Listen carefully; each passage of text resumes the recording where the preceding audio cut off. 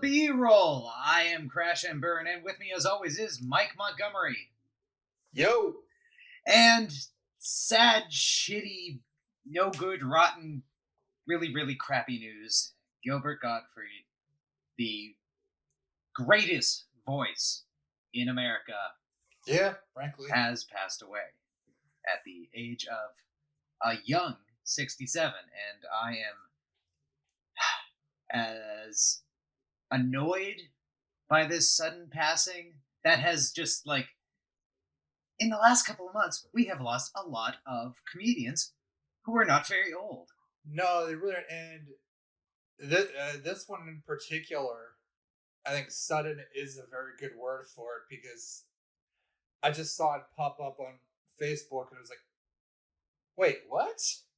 Yeah, and it was so he passed April 12th at the age of 67 in Manhattan from ventricular tachycardia, complicated by type 2 myotonic dystrophy.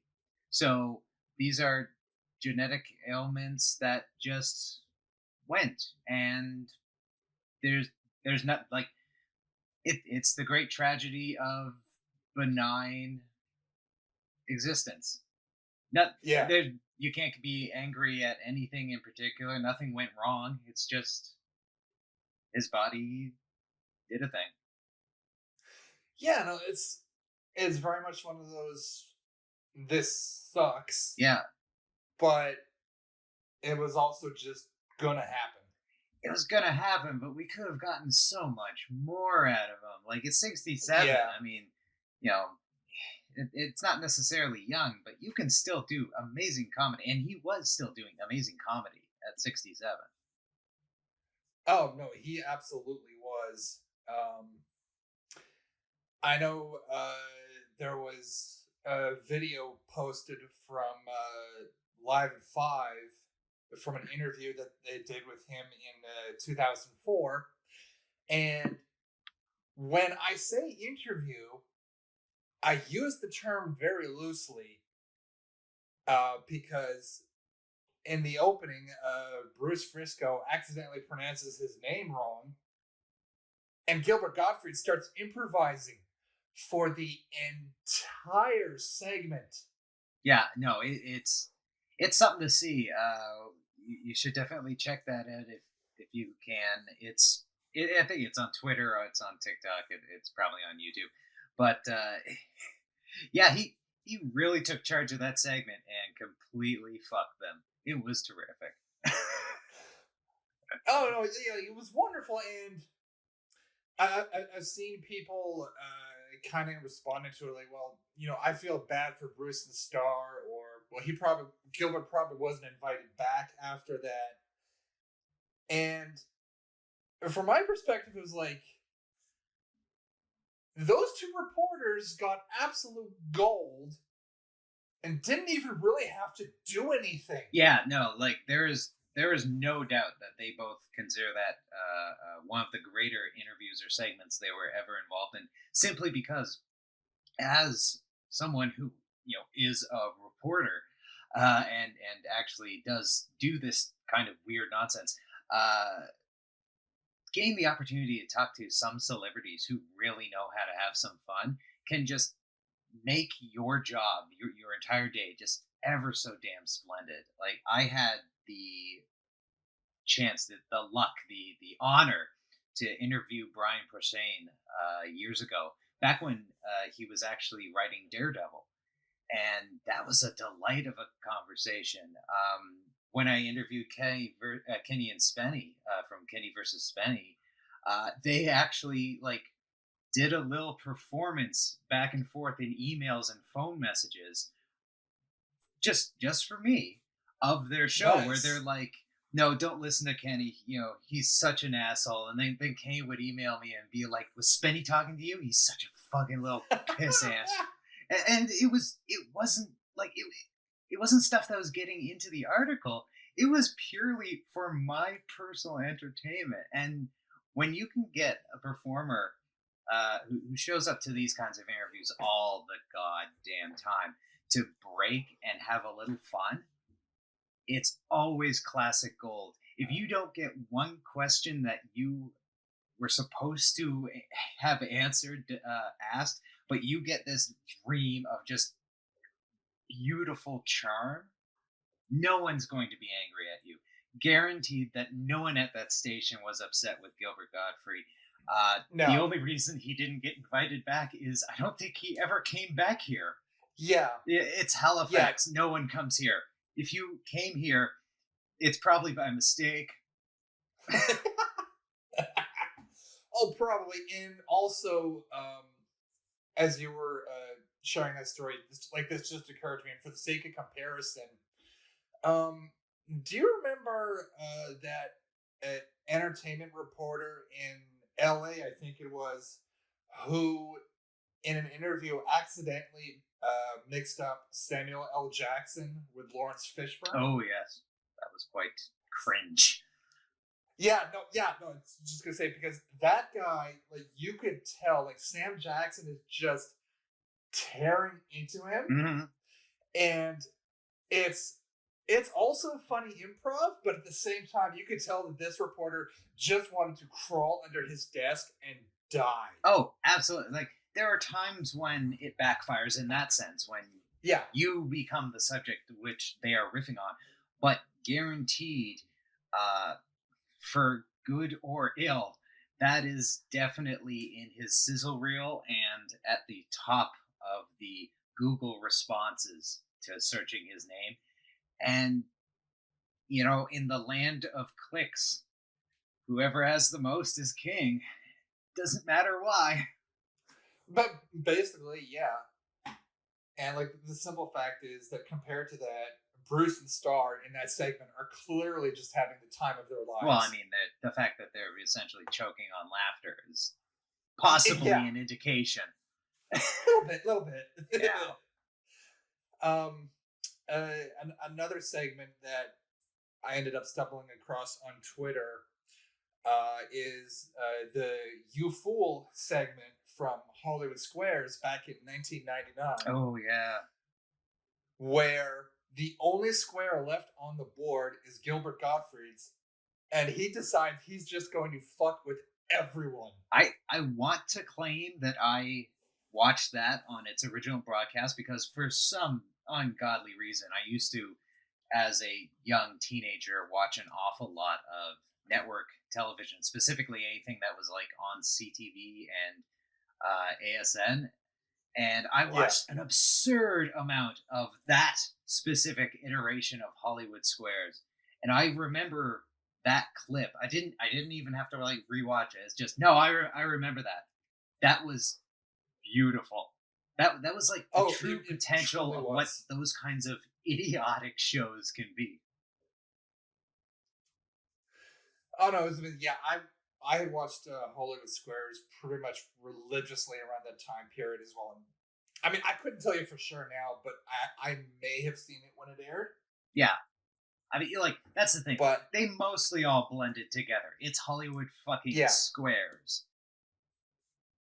But it's just such a masterclass of comedy. Like, especially how by the end of it, like, every celebrity on there is just getting in on it. Yeah, that was like, there's sometimes when everything just gels and you can't reproduce that. I know for a fact that when they shoot these kinds of shows, everyone is getting hammered, and typically you can tell, eventually if you watch enough, you can tell the sober episodes that they shot early in the day and the oh wow, is that really gonna air episodes that happen at the end. The heavy lunch does nothing when you drink a quart of gin.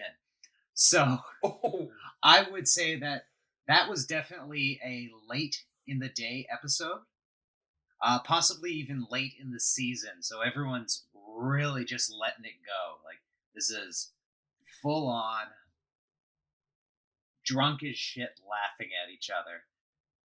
And, it's the kind of love that you can feel through network cheap ass, very low budget television that just doesn't quite translate, even in the golden age of television.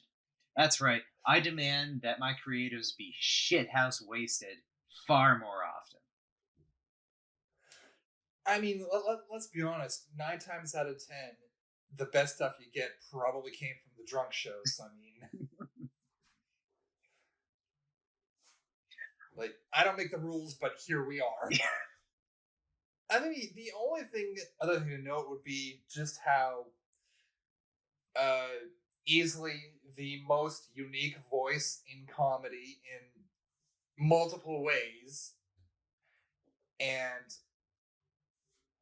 oddly also probably most known for voicing birds. Yeah, If you really think about it. it's one of his great contradictions. I believe someone once put it as he's incredibly filthy in his stand-up act, but he plays an awful lot of villains and birds and other animals in children's cartoons, not just Disney's Aladdin, but many shows. I mean, because his voice is so recognizable, it just makes for fantastic voiceover work. But holy crap, it's the Bob Saget syndrome all over again. Yeah, Well, yeah. Bob Saget, Louis Armstrong, from that whole generation of people who started in like the 70s and the 80s were just outhouse filthy, and somehow all ended up in family sitcoms and like cartoon shows and Disney. Yeah. Yeah, sign me up for that pipeline. I want the Tim Allen, cocaine to Disney pipeline. I want whatever it is that allowed Bob Saget to make a deal with the devil to go from telling jokes about sucking as many dicks as you can in under an hour to to being syndicated as America's father. I want that. I don't care if I die young. I want that. And then, especially the way Sagan could go back and forth between those two things so effortlessly that it was almost like nobody really noticed. There is absolutely enough footage out there in the world, hidden in a vault somewhere, of him on set blowing takes by being just absolutely savage. Not when the kids are around, of course, or whatever, but absolutely savage. And so I feel that at some point, if they know what's good for their profit line, they will release a completely filthy, unaired season of Full House, where it's like, here's an episode that you know, but fucked. Bob Saget fucked it, literally with his dick. That is, honest to God, the only version of Full House at this point that I would willingly watch. Because like this is coming from someone who did thoroughly enjoy it back in the day, but then as I got older, I rewatched a few episodes at a friend's place one day, and I was accurately predicting every single joke. I knew every Dave Coulier impression when it was coming. Like, I could just predict everything. It kind of pieces itself together like a Happy Meal. You can have some variation, but more or less you're still getting the Happy Meal. There's only so much that you can choose from. It's like once you figure out the formula to something absolutely banal, like shit. 1 second. I'm so happy I've purged the name from my memory. Oh, that's amazing. The Big Bang Theory. No, I don't blame you for purging that one. I find the Big Bang Theory offensive. It's absolutely offensive. It's nerd humor that isn't nerd humor at all. It's simply going nerd and then laughing. And once you realize its structure, it's not actually making references. It's just following this really basic thing where it's like plug and play based on genre. You can just predict to within maybe like one or two choices literally every single line of dialogue, and that transfers to the other Laurie shows, and then you can't watch television during prime time anymore.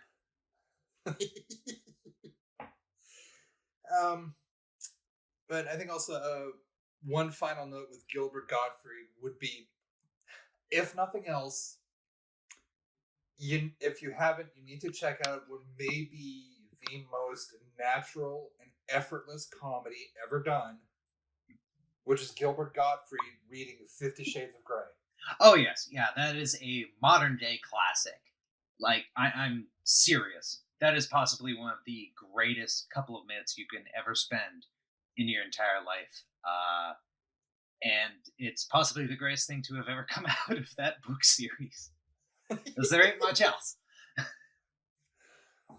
Well, yeah. Well, I think with that, I would say Gilbert Gottfried reading it at number 1, and probably George Takei reading it at number 2. Yeah, no, I can see that. My problem with George Takei reading it is he actually imbues it with a vague sense of sensuality, and that's playing its game. You don't want to play its game. You want to completely remove any sense of sexual attraction whatsoever. And well, if you want that, you go with Gilbert. Yeah, no, I was just going to say that Takei has to imbue it with a gimmick of some sort, whether or not it's working in, oh my, wherever he can. But Gottfried has the advantage because he didn't have, all he had to do was sit there and read. Yeah. Keep still, he orders, and slowly he inserts his thumb inside me, rotating it around and around, stroking the front wall of my vagina. No fisting, you say? Fantastic news. Fantastic Beasts has been put on hold.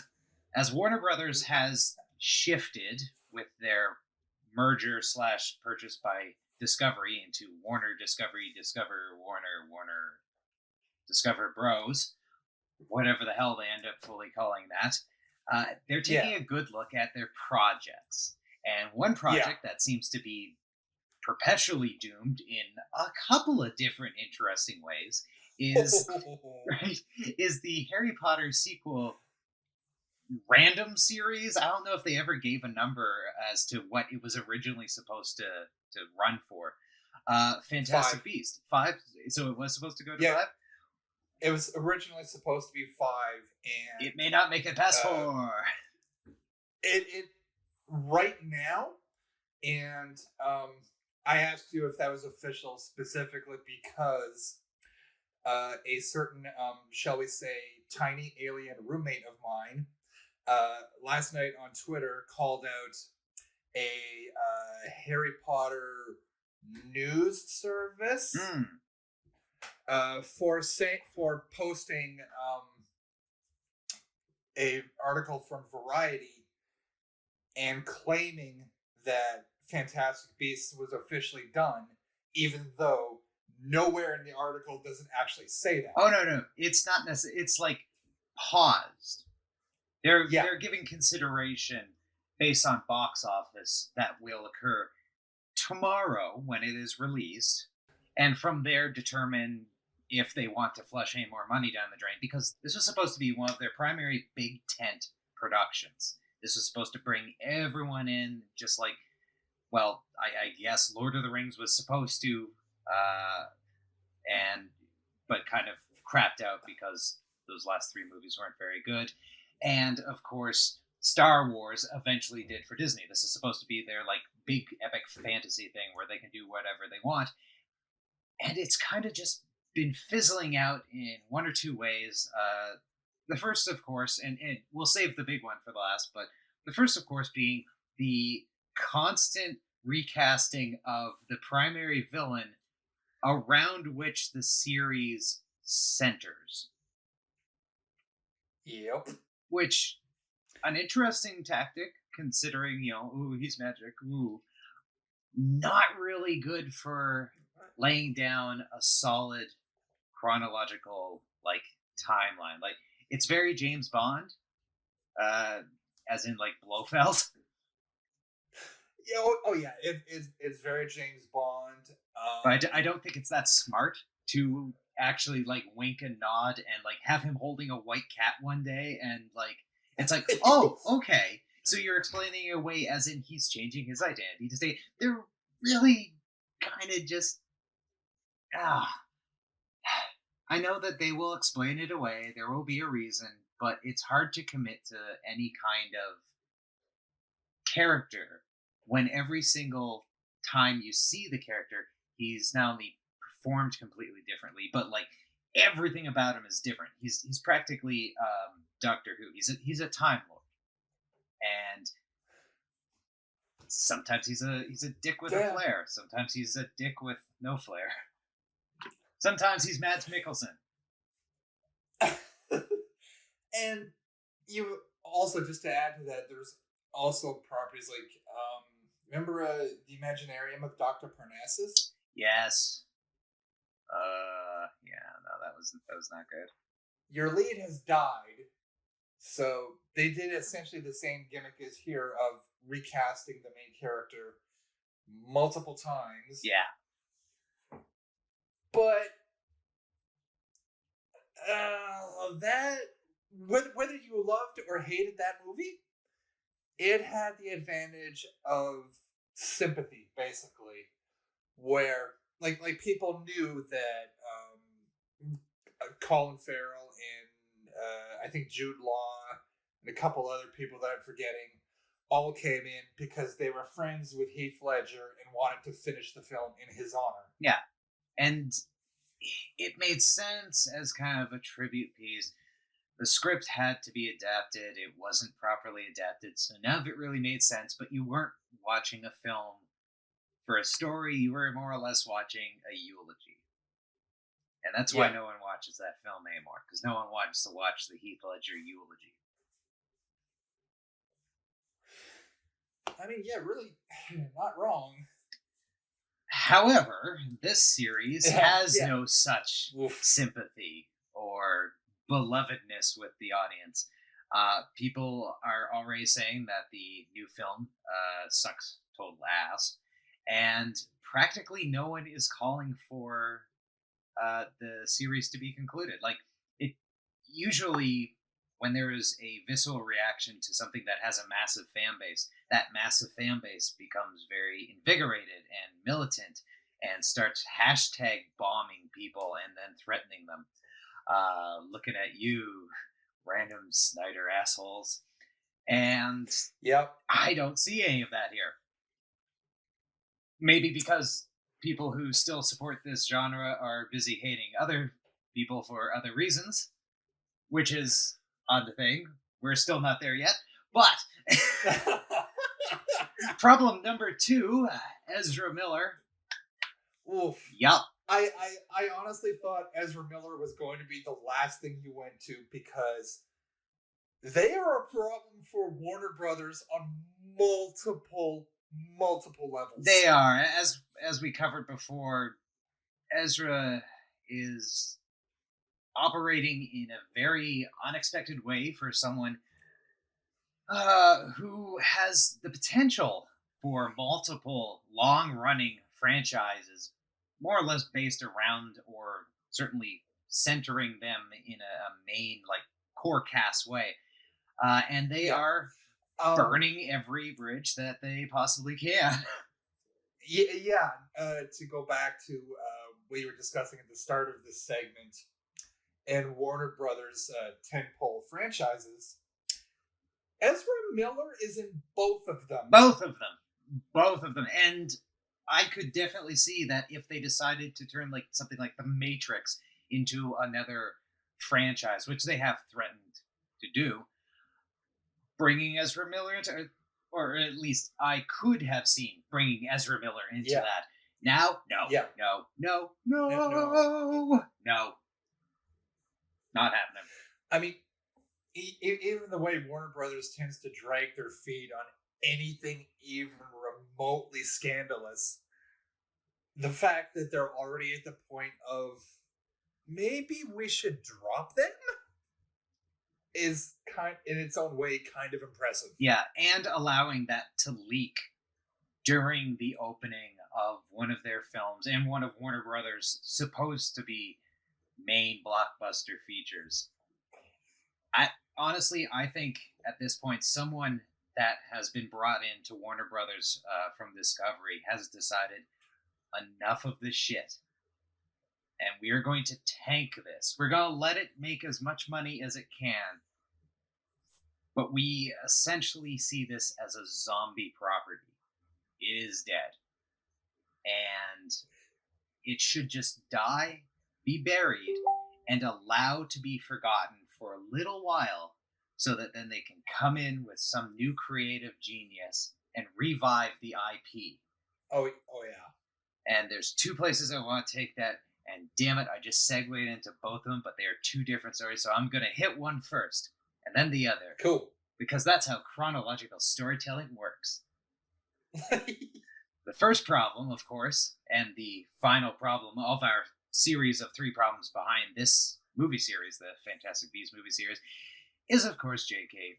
fucking Rowling. She has completely tanked her own career and the IP, to which Warner Brothers, who cannot control her, much like Elon Musk's companies, must look in horror at his constant tweeting and mouthing off. And I am certain that Warner Brothers Discovery did not go into this deal so that they could play babysitter to a woman who has too much money to be acting like a foolish child. Especially when it comes to their money, which they hope to be making a lot more of. So you'll likely see them sever any business connection they have with her that doesn't involve essentially sending royalty checks. Yeah, I was just going to say, if they're going to salvage anything Harry Potter related at this point, because I know that even if they drop Fantastic Beasts, there's still things like the Harry Potter stage play, whose name eludes me, that's set essentially after the last movie. The something child, the forgotten child. No, that's... See, they all sound like Doctor Who titles anyway, so... Yeah, you're not wrong. The timeless child, the forgotten child, the wandering child... I don't know, the transgender child. But that, of course, then leads into looking at... So they're going to want to pull in people who can Kevin Feige a situation. You drop a Kevin Feige in, everything gets good, everything runs, all the trains are on time, and you get a kind of a vision, a strong, steady hand that can lead a franchise through its many bumps that will come. And I want to say that they're doing this, or envision to do this, with the Harry Potter wizarding stuff eventually, because it is reportedly what they're looking to do with the DCEU, which is, of course, 5 different jigsaw puzzles thrown together into a Monopoly box that doesn't have any money in it. Have fun, kids. And I was gonna say, and oh man, are they trying to take a hammer to that puzzle to get it together? Yeah, they're trying. For the love of God, get it together. Yeah, they are trying their best because they think that is a roadmap and not just a bunch of horribly mangled puzzle pieces made of cardboard. So reports are saying that they are looking for someone who has a vision of being able to unite kind of a universe in a temple way, but also create a lot of innovative works like Joker. And those are 2 contradictory thoughts. So once again, Warner Brothers doesn't know what the fuck it wants. Hooray. Yeah, sounds about right. They, of course, have some answers, probably front and center, that they could go with. Namely, they could raise the leaders of DC's vaunted and much awarded animation studios to lead some of these projects, since literally no one at Warner Brothers seems to understand DC characters except the animation side. Frankly, yeah, like I've never heard a DC fan who has common sense not at some point ask, why are they not just letting the animation people do it? Yeah, because, and I mean, 30 years of award-winning, profitable experience that was groundbreaking and character-defining. No, let's ignore that. Hey, what's J.J. Abrams doing these days? Let's get J.J. Abrams to do this.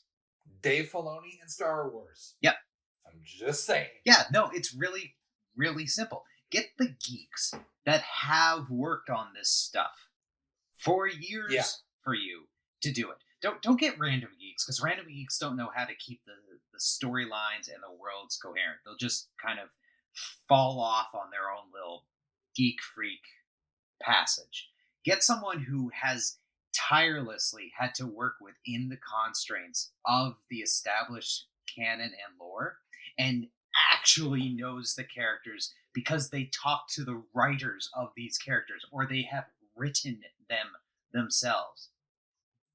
Find your cartoon writers, find your comic book writers. These are the people who have to pump out a ridiculous amount of imaginative content that must remain canonical lest the fans tear them to shreds. And give them the money, give them the power and studio control. Just do that. Do that thing that people have been saying to do for 40 fucking years. Yeah, again, the simple fact is, this should not be this hard. No. And yet, here we are. In fact, the answer should have been learned back with Tim Burton's Batman. Because while Tim Burton was not a Batman nerd, he was an animator. Maybe that was the lesson that should have been learned. Give it to your animators. They'll understand how to keep this stuff from looking silly. Don't give it to people who, try to make macho bullshit and are afraid of tights. Give it to the person who is like, yeah, they wear tights. What about it? We have to make sure that looks really cool, and we will, because we're animators, and we can make the most goddamn ridiculous nonsense look breathtaking. At the very least, just please give it to someone who is not afraid of color. Please, color grading. It's just bare minimum. I would love to see the color blue in something lighter than midnight. Thank you.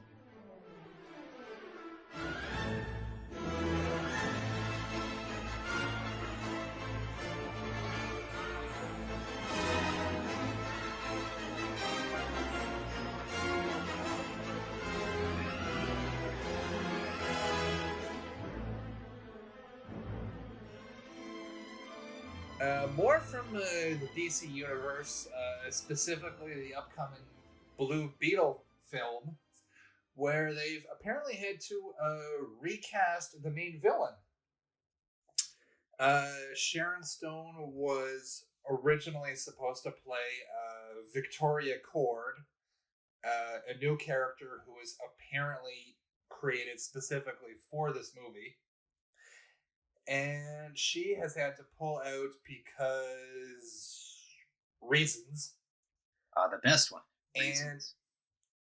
And I don't think the article actually says why she had to pull out, but according to slashfilm.com, coming in to replace her will be Susan Sarandon. Yeah. So, which. Well, I'm down for this. Yeah, no, I Susan Sarandon has always been very good on screen. She can be less interesting off screen, but I'm interested in this. I forgot that this was in production. I'm happy that they're continuing production and not just scrapping everything that hasn't already been produced at Warner Brothers.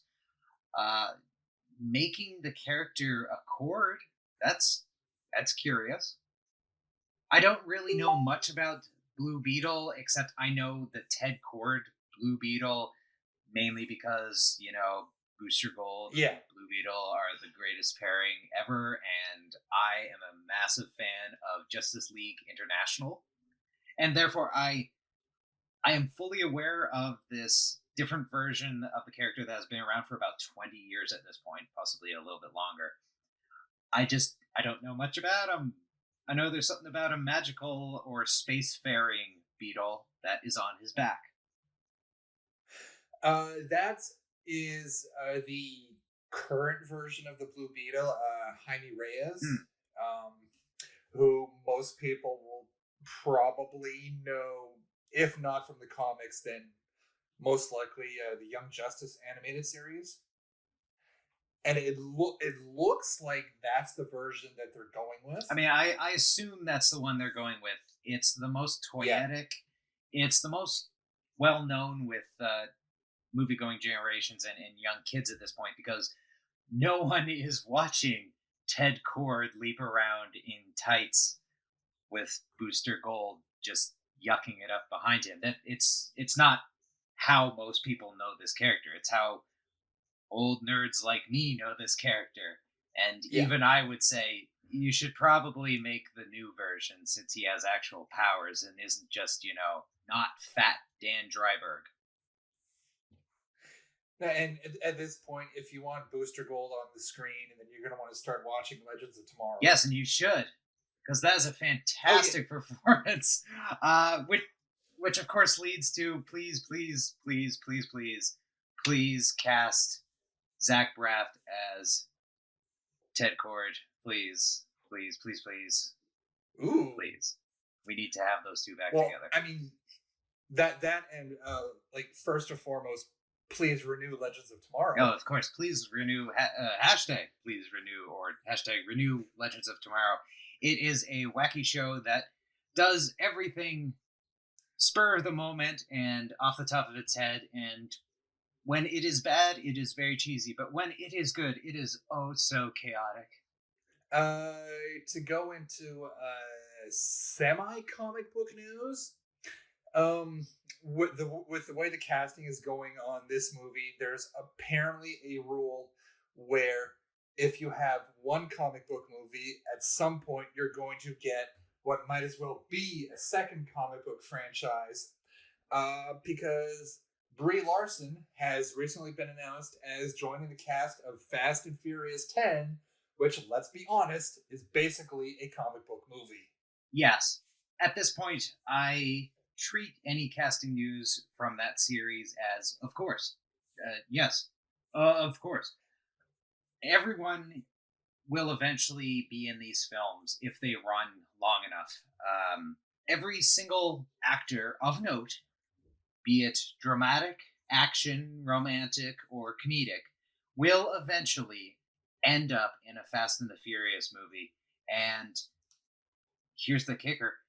Every single one of them are going to be just chef's kiss bullshit nonsense great. Oh, yeah. And there's something also with this franchise. Robert Downey Jr. was announced as being in it in Fast 10 at one point. I haven't seen anything on that in a long-ass time, so I don't know what happened there. I presume that there will be some sort of cameo, and that's the way he'll roll for probably the next 5 to 10 years of his life. That man doesn't need to work again. Ever. No, that's very true. But also having been announced for this movie were Jason Momoa and Daniela Melchior. I probably mispronounced that, but best I could do. Who have both worked in DCEU. And then we have I want to just correct you on that. When citing Jason Momoa, one does not say has worked in the DCEU. One says as featured on Stargate Atlantis. Thank you. I could have also said has worked mostly shirtless in the DCEU, and I feel like in its own way that is just as acceptable. I don't think you need to add in the DCEU to that. That's okay. Valid point. But just to add to that list is the people who are already in the franchise at some point, specifically Gal Gadot, John Cena, Kurt Russell, Michael Rooker, Idris Elba, and Jimon Hansu, who have all already done either Marvel or DC properties. Mm-hmm. Mm-hmm. Plus, of course, it was more or less, let's say, founded by Vin Diesel, voice of Groot.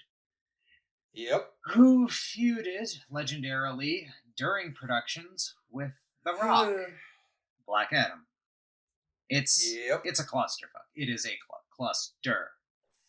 Fuck. And at this point, my only question is, when does Luda get to be in the MCU?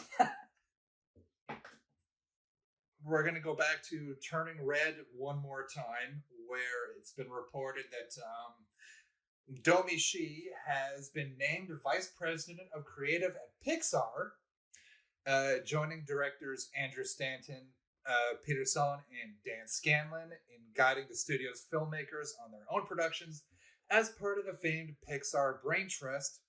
So, to Domi Shi, I of course say congratulations. And to the Christian conservative haters, once again, go fuck yourselves. Yeah, I guess that worked out well for her. Oh, yeah. Shit. Yeah, no, congratulations to her. That's fantastic. Can't wait to see what comes out of that collaborative effort. And, yeah, and fuck the haters. Yeah, and like from Turning Red alone, it's absolutely well earned. And you know the commonly held belief that A, Hollywood is extremely desperate for ideas, and B, you can apparently put a Spirit Halloween store anywhere. Yeah. Those ideas are now being merged into one, as according to Variety, the Spirit Halloween store film is now in the works, starring Christopher Lloyd and Rachel Lee Cook. So clearly this is going to get a blockbuster release. I truly hope that this becomes a clusterfuck of unprecedented measures. I want to see this in theaters, good, bad. I just want it to be just an absolute cheesy shit show, essentially made to defraud a studio, much like many Spirit Halloweens are to those who rent out their spaces. Well, you may get your wish because... Yay! Here's the description of the plot. Tell me if anything here sounds at all familiar.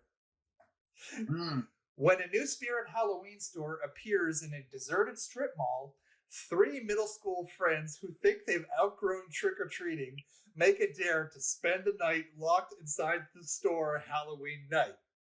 But they soon find out that the store is haunted by an angry evil spirit who has possessed the creepy animatronic characters. The kids embark on a thrilling and spooky adventure in order to survive the night and avoid becoming possessed themselves. I would love for them to give this about the budget and production value of a mid-90s Nickelodeon live-action film. I want Dutch angles into, like, Are You Afraid of the Dark style, like lighting and shots. I want pure cheese. If you're going to make a movie about Spirit Halloween, focusing on or set in Spirit Halloween, you should be able to recreate that movie with anything purchased from Spirit Halloween. That should be its main draw. Yes, the entire film is a catalog. Here is the kind of movie we can make entirely with things from Spirit Halloween, and they are not allowed to deviate from that. Also, in terms of casting news that could have been, see if you can picture this. Mr. and Mrs. Smith, starring Brad Pitt and Gwen Stefani. I don't like it. I don't like it. Yeah. No, that doesn't work. And it's not just because, like, they weren't dating or any of that nonsense. I think she didn't have the gravitas that you get from Angelina Jolie, and that role required a kind of like quiet gravitas. Yeah. And well, apparently, Gwen Stefani was on the Ellen DeGeneres show where she was asked about like movies she had auditioned for, but lost out on them. People was surprised to hear, and Stefani answered, "Mr. and Mrs. Smith. Angelina beat me." It probably wasn't that much of an actual contest, but yeah, I know I watched that movie, but it never made any impression. It seemed to have made an impression with other people for some reason, but not with me. I never really cared. For some reason, I always consider it in my mind the same level as X versus Sever. And I know it's better than X versus Sever because that was an absolute pile of trash. But it's the same thing to me. Well, that's neat. Yeah, no, it's just that I think this is something where the worst case scenario, Brad Pitt would have broken up a marriage and a ska band. I'm just a girl. I'm just a girl in the world. That's all that you'll let me be. Oh, Moon Knight Episode 3. We're finally in Egypt, and oh no, he has been depowered. That's right. We're in the middle of the show, and therefore our superhero has to have a tragic loss of any powers. It's like the early 2000s again. Remember Spider-Man 2? Hey kids, remember Spider-Man 2? Yeah, and I think this is also the start of, if you've been watching the show and going, when does this become Indiana Jones? It definitely did. There you go. Yeah. It's right here. This is an episode of more or less Indiana Jones references, plus some sweet ass. I forgot the name of that Egyptian riding and stick technique, but it's apparently a cultural mainstay. It just looked really cool and really brutal, and oh my god, how much would it hurt to get stabbed repeatedly with giant spears? No thank you. No thank you. Well, apparently if you're Mark Spector and you're in the suit, not at all. Yeah, no, I kind of liked how they dropped into that just for a comedic moment. Not kind of like spending too much time in that suit, not overplaying the hand of the comedy of having Steven be the one fighting. And of course, bringing in a third character, a personality that takes control when shit goes to true fuck, and you need someone who will deal with the wet work. Yeah, and the nice thing is you don't yet know who that third personality actually is. No, and while I guess fans of the character know that is this third version, this cab driver, I believe. I don't know anything about it. I understand he's more gruff and tumble and clearly is more absolutely vicious. His name is Jake Lockley. Yeah. As someone who doesn't know enough about this character, I'm full on and still locked in. I want more. Yes. Oh yeah, no, so do I. And the idea of this mystery personality being Lockley, I'm kind of going a cab driver who's more brutal and vicious than a trained mercenary. On the surface, that sounds odd.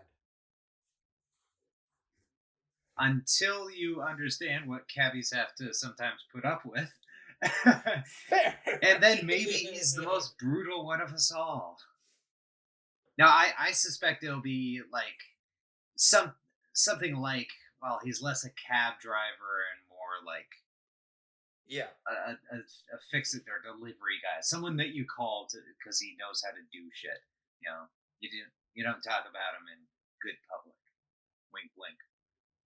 While you're talking, I was on IMDb trivia trying to find the name of the horse and spear thing, and actually, do you remember the story about the Moon Knight actor who had passed away? Like, I think a month or two back. Oh yes, yeah. That was actually Gaspard Ulliel who played Anton Mogart in this episode. Oh yeah, and apparently, like Mogart is Moon Knight's typically arch villain or his nemesis, and this episode probably would have meant like, ooh, big things to come for later on, and now is just kind of like a memorial to a fantastic actor. He gives a great performance, and oh yeah, I didn't even know like going in who had passed in terms of like their role in the show, and it's a real shame. You see someone who it's like, wow, you've got a lot of potential, and also you're pretty damn good looking. Oh, yeah. No, I didn't realize it either. I only caught it because the last entry on the trivia for the episode specifically says that the episode is dedicated to him because Moon Knight was the last project that he had finished filming. Yeah. Do you know what did he pass away from? I can't recall. It was like news that I was like vaguely aware of because once again it's like Moon Knight. Okay. I'm checking his listing now. I'm going to see if I can find it. For the moment, don't quote me on this. It might have been a skiing accident.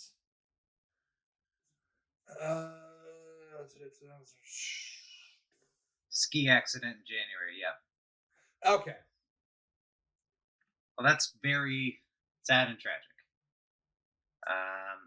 We also get to see the Ennead, well, at least some of them, and their avatars this episode when Khonshu and Mark / Steven are pulled before them to be judged as they judge Harrow and Amunet, or accuse Harrow and Amunet in front of the Ennead of their plot, and of course everything goes to shit as Harrow turns Mark and Steven's psychological issues against Khonshu and Mark Steven, and by the end of it, they kind of get told to piss off. Also, who the hell is that chick? That ain't Black Panther, unless it is. Ooh. Yeah, no, I was actually just gonna say the Bastet isn't even mentioned, but she's there. No, if we're thinking of the same person, she was the avatar for a different god. Wasn't that was a Black Panther statue in front of her though? Like, didn't that represent the god that they were? That I don't know, but I know at the start of the scene, they list the avatars that are there and the gods they represent. Bastet's name is not mentioned. Interesting. Well, I've got to figure it's one of those things where there are moments in a show where you're looking at it through a story lens, but you also have to stop and look at it through the more practical lens. And yeah, like I can completely understand. You have to service the story that you're in first, not like the reference material. But I almost figured that this was going to be their great way of like giving a hint of what's happening over in the production of Wakanda Lives, and kind of like they could say, oh well, this person represents the spirit of Bastet, but they're not the Black Panther, and it's like, oh okay, has that maybe those duties have been separated? I was expecting them to use it at least to kind of like suggest what was happening in Wakanda. Well, I mean, I think they could have done that. I think the only thing there is I could see a scenario where they're going. We know that if we put someone in that role and have them there just as representative Bastet, fans will just assume that that person is going to be the Black Panther, and they clearly don't want to tip their hand.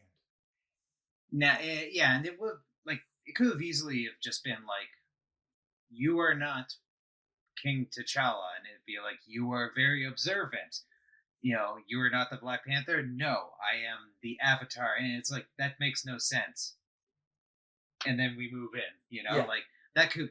Anyway, I'm interested in seeing what they decide to do instead, since they clearly are not tipping any hand. Maybe the Ennead is kind of intentionally supposed to be kept separate so that you don't kind of reluctantly undermine the mythology of Wakanda. You know, if it turns out the Ennead are just aliens, and it's like, ooh, that's like, okay, so what makes Wakanda so special? Shit. Okay, no, wait, shit. Rewrite. Wait, go back.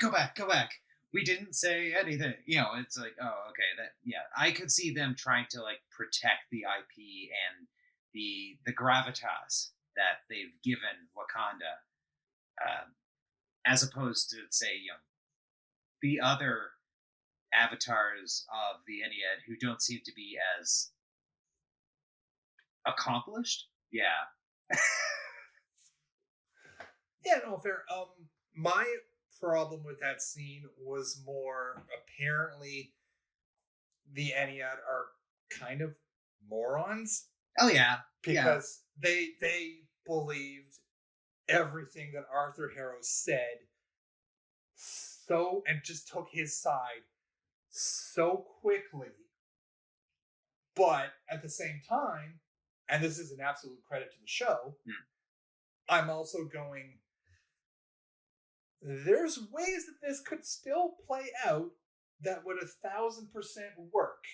Oh yeah, no, they it's not that it's gone bad. It's more like they've done a great job of writing Harrow and of course Ethan Hawke's performance to give a dick performance that you could definitely see like, oh, from the right perspective, you're just caring and just trying to make sure everything's fine. And it's like, but from any knowing perspective, you're a complete asshole and the villain. And so just by keeping a few key details from certain people, you can completely change someone. And it's really interesting. A lot of people have been comparing him to like Putin, where you say one thing and do the other. And you do it in such a way that you're essentially reassuring while, of course, screwing someone over. I thought that was really well done. And I kind of like the effect. Obviously, love the sky turning back effects. Those were really cool. That was wonderful. How do you explain that one to the normies?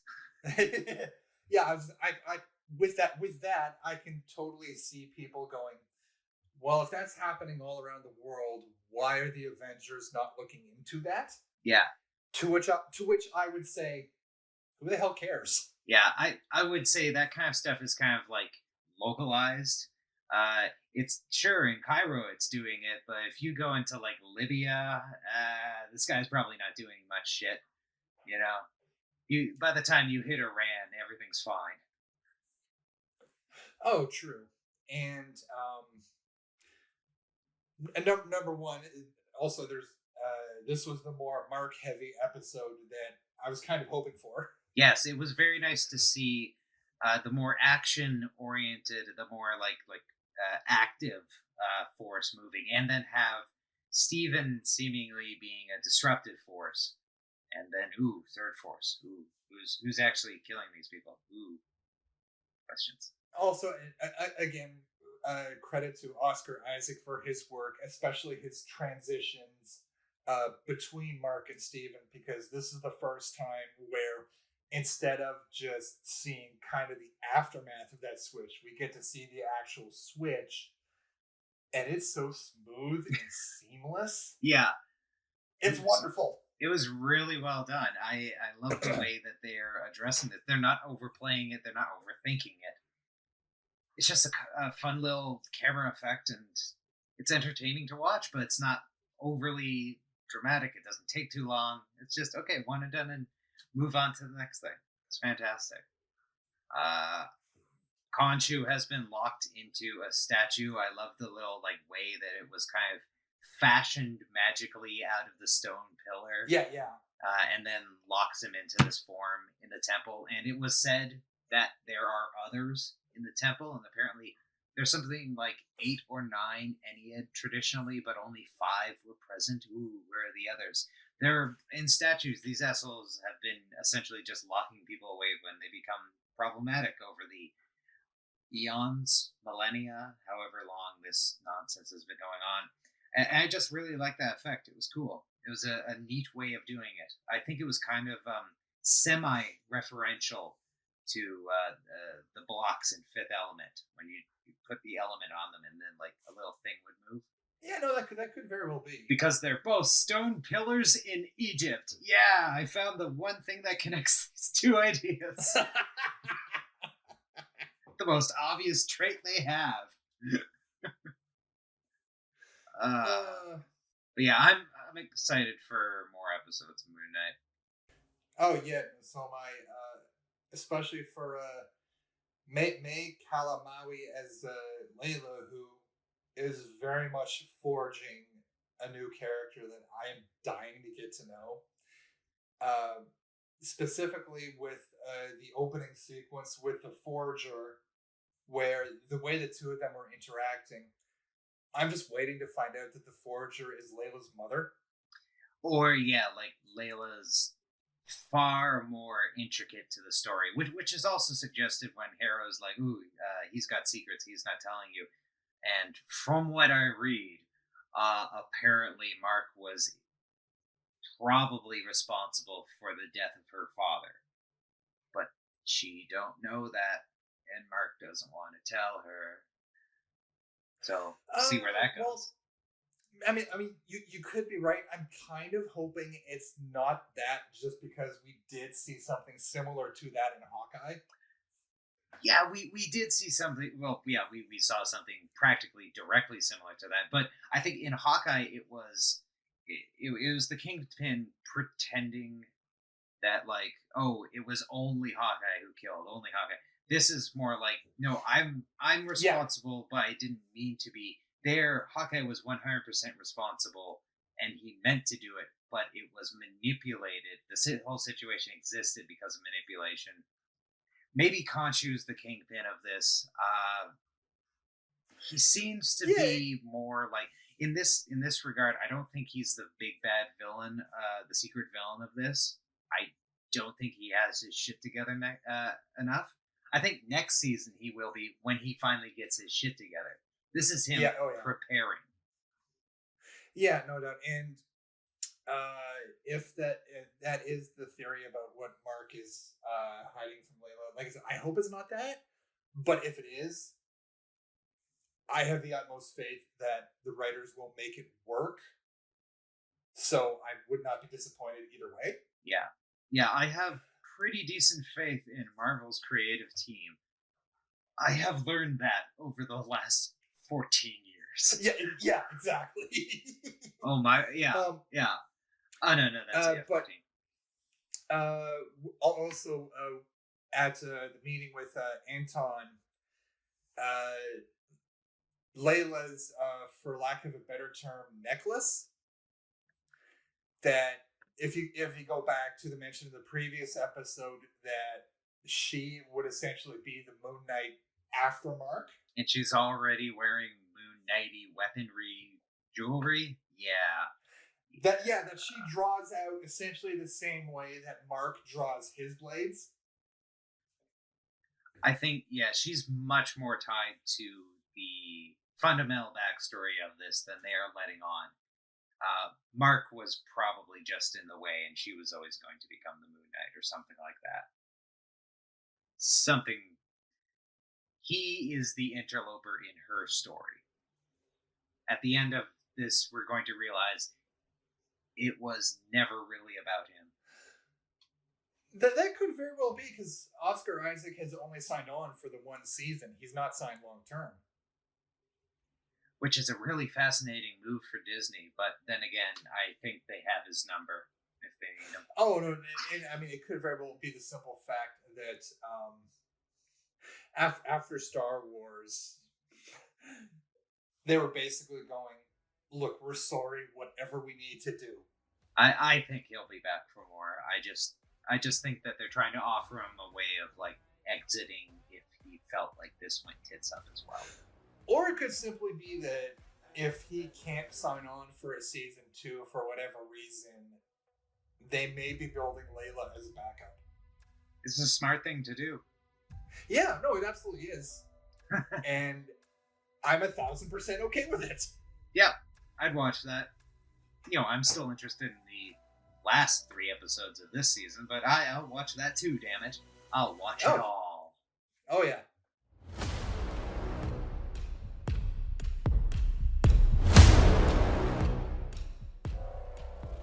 Thank you so much for listening. This has been Real Geeks Presents The B-Roll. I have been Crash and Burn. You have been Mike Montgomery. Like, share, and subscribe. And don't forget to check us out on YouTube at Geeks vs. Nerds. Please feel free to drop us a line at realgeekshfx@gmail.com with any questions, comments, input, insults, recipes, home improvement tips. We seriously don't care. Etc. Potpourri. Anything else to say this week, Mike?